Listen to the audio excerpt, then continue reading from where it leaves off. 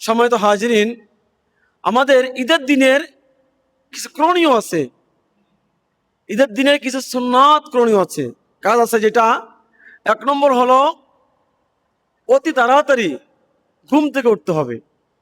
2 নম্বর হলো মেসওয়াক করতে হবে। 3 নম্বর হলো গোসল করতে হবে। 4 নম্বরে আমার কাছে যে উত্তম পোশাক আছে, নতুন হোক পুরান হোক, আমার কাছে যেই প্রিয় পোশাকটা আছে ওই পোশাকটা পরতে হবে।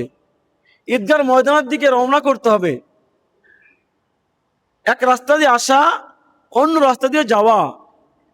যদি 2 রাস্তা না থাকে তাহলে রাস্তার এক পাশ দিয়ে আসবো, ডান দিক দিয়ে আসবো, যাওয়ার সময় বাম দিক দিয়ে যাব।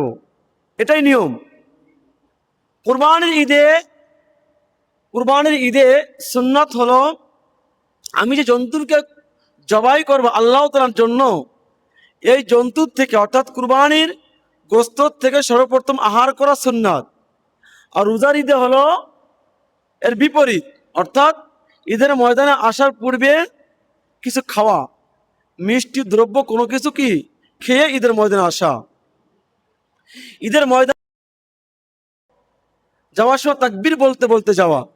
সম্মানিত হাজিরিন, আমরা এই সুন্নাতগুলো পালন করব।